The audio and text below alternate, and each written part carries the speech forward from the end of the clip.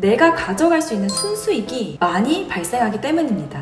이때 상품 판매가도 입력을 해주셔야 하는데요. 저는 도매가에서 최소 저번 영상에서는 쇼핑몰을 시작해서 상품을 사입하기까지의 방법을 담아 이야기해보았는데요. 오늘은 그 다음 절차, 그래서 그 사입한 상품을 어떻게 판매로 이끌 것이냐에 대해서 이야기해보려고 합니다. 내가 컨셉을 정했고 사업자 등록증을 냈고 상품 사입까지 했으면 그 다음 단계는 무엇일까요? 바로 내가 사입한 그 상품을 촬영하기입니다. 저 같은 경우에는 아이폰으로 촬영을 진행했는데요. 이미 많은 분들이 아이폰 사진이 정말 잘 나온다는 사실을 알고 계시겠지만 저 개인적으로도 캐논 카메라나 갤럭시보다는 아이폰 기본 카메라가 상품을 제일 예쁘게 담아주는 것 같더라고요. 같은 색상이어도 캐논 카메라와 갤럭시 카메라 그리고 아이폰 카메라의 색감 차이는 이렇습니다.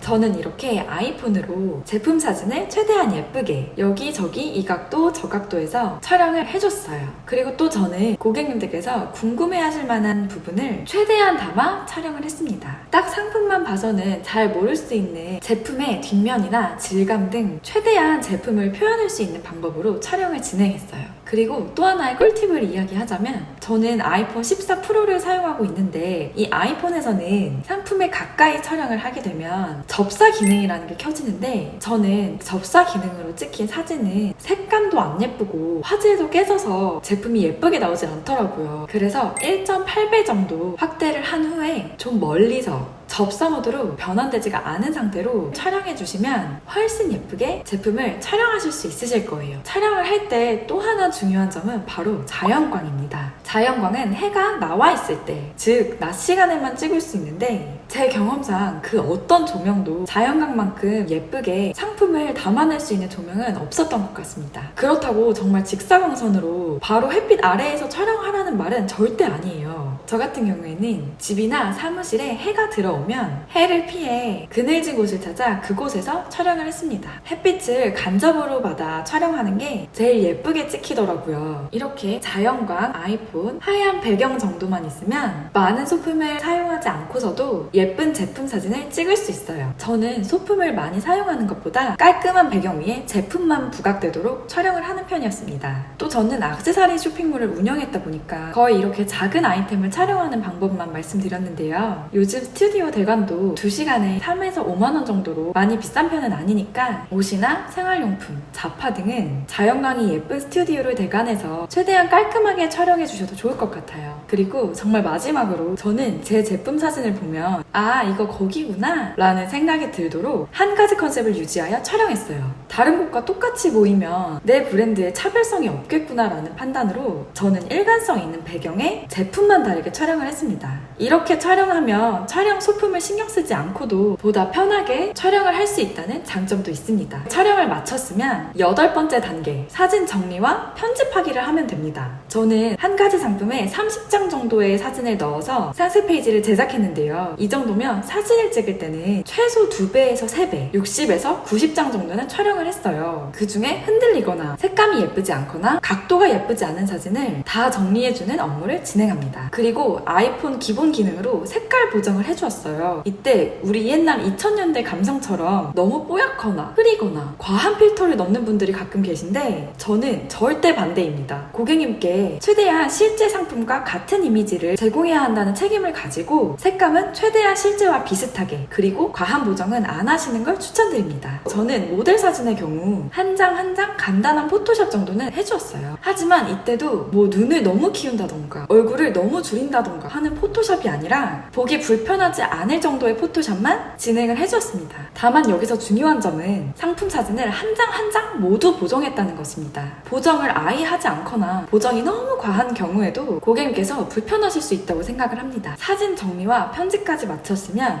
이제 우리는 드디어 상품을 올릴 차례가 되었습니다.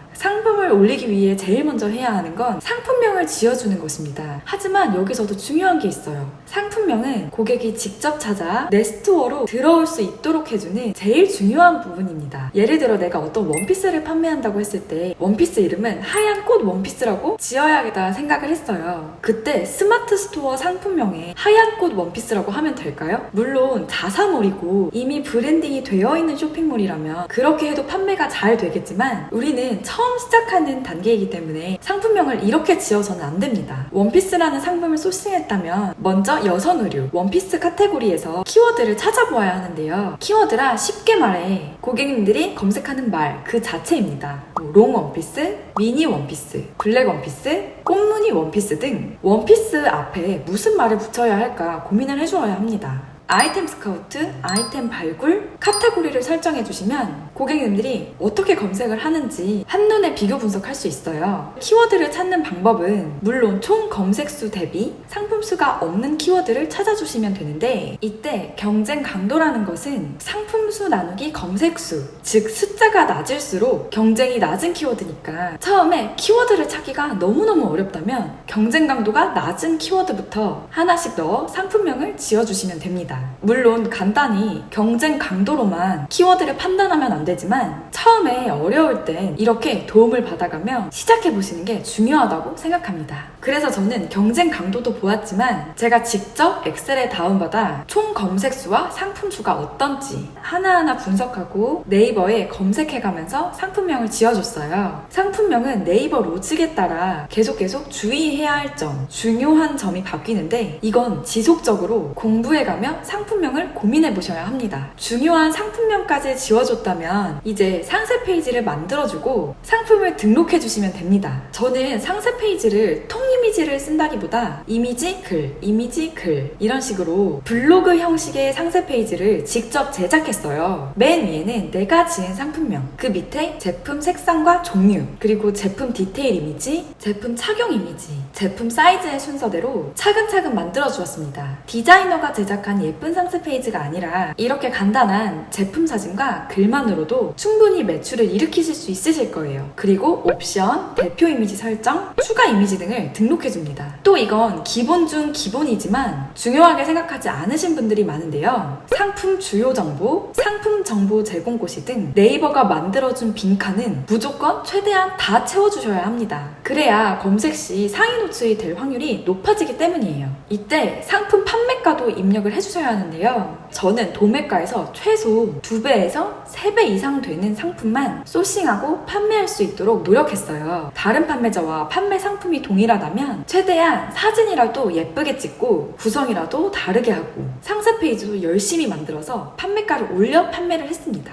그래야 나중에 세금도 내고 월세도 내고 기타 경비를 다 처리해도 내가 가져갈 수 있는 순수익이 많이 발생하기 때문입니다. 예를 들어 내가 10,000원에 가져와서 11,000원에 판매하면 부가세, 종합소득세 등의 세금, 포장비, 수수료를 생각하면 결국 내가 가져가는 돈은 1,000원이 아닌 마이너스가 되니 제일 중요한 마진율 꼭 잘 계산하셔서 판매가를 정해주시기 바랍니다. 여기까지 따라오셨다면 쇼핑몰 창업 모두 끝내셨다고 생각을 하시면 됩니다. 제가 이야기하는 게 잘 이해가 되셨을까요? 상품 등록까지 마쳤으니 정말 창업은 모두 끝내놨고 이제 고객님만 기다리면 되겠죠? 물론 여기에서도 광고 세팅, 마케팅 등 여러 가지 할 일이 있겠지만 이렇게만 해놓고 그 다음에 마케팅과 광고를 생각해도 늦지 않으니까 너무 조급하거나 막막하게 생각하지 않으셨으면 좋겠어요. 상품 등록을 해놓았으니 이제 주문이 들어옵니다. 그럼 우리는 포장을 해서 택배를 보내야 돼요. 이때 저는 편의점 택배로 시작을 했는데 일단은 편의점으로 하다가 매일 어느 정도의 양이 발송이 된다면 그때 택배사를 계약해 주시면 됩니다. 택배를 보내려면 포장을 해야 하는데 미리 상자와 OPP 봉투를 준비해 주시고 내 브랜드 이미지에 따라 로고 스티커만 붙여주셔도 완성도가 굉장히 높아지실 거예요. 요즘엔 로고 스티커 제작하는 것도 너무 쉽고 배송도 빨라서 대부분 2-3일 안에 배송이 완료되더라고요. 상자와 OPP 봉투는 네이버에서 인터넷에서 검색하면 나오는 사이트들 중에서 가격 비교를 해본 후에 제일 저렴하게 구입할 수 있는 곳에서 구매를 했고요. 스티커 제작도 네이버 스토어에서 쉽게 제작하실 수 있습니다. 이때도 중요한 점이 있어요. 택배를 포장하는 과정은 직접 고객님께 보내드릴 물건을 포장하는 것이기 때문에 각별히 주의가 필요한데요. 무조건 고객님이 받아보셨을 때 기분이 좋을 수 있도록 깔끔한 포장을 해드려야 합니다. 저도 가끔 택배를 받아보면 내 돈 주고 샀는데 엉망이 돼서 오는 택배를 가끔 마주하게 되는데요. 그럴 때마다 기분이 썩 좋지만은 않더라고요. 깔끔한 포장은 나를 믿고 구매해주신 고객님께 제공해드려야 하는 최소한의 것이라고 생각을 합니다. 그만큼 OPP 봉투와 상자는 최대한 내 상품에 딱 맞는 사이즈로 저는 약 5가지 종류의 택배 상자와 OPP 봉투를 사용했고 꼭 이중으로 포장하여 안전하게 고객님께 잘 전달될 수 있도록 판매했습니다. 결론적으로 고객님들께서도 포장부터 기분이 좋았다고 리뷰도 남겨주시고 다시 저의 스토어를 찾아주시는 고객님들도 많이 생겼으면 그 리뷰를 보고 구매해주시는 다른 고객분들도 점차 늘어나는 선순환 구조가 완성되었습니다. 이렇게 고객님들께 내가 해드릴 수 있는 한 최대한을 해서 보내면 고객님들께서 하나둘 리뷰를 써주시기 시작해요. 상품의 리뷰는 상품 구매 전환율에 상당한 영향을 미치고 있기 때문에 굉장히 중요한데요. 저는 리뷰가 1개가 써지든 100개가 써지든 꼭 하나하나 다 읽고 100% 답글까지 다는 작업까지 했어요. 물론 모두를 만족시킬 수는 없어서 1년에 한두 개 정도는 별 1개도 받아보곤 했는데요. 그래도 이렇게 적극적으로 고객님들과 소통하고 고객님들의 말씀을 적용시키면서 하나하나씩 개선해 나가니까 7,000개가 넘는 별점에서도 평균 4.8점 이상을 유지할 수 있었습니다. 특히나 내 상품에 만족하지 못했다는 리뷰에는 다른 고객님께 영향이 가지 않도록 최대한 저의 브랜드를 방어할 수 있는 답글을 썼습니다. 상품에 만족을 드리지 못해 정말 죄송하다는 말부터 앞으로는 더욱 만족도 높은 쇼핑 활동을 위해 노력하겠다는 말까지 모든 리뷰를 관리해 주었어요. 또 고객 관리에는 밤낮에 관계없이 답변을 잘 해주셔야 하는데요. 내가 할 수 있는 한 무조건 제일 빠른 답변을 드릴 수 있도록 노력해야 합니다.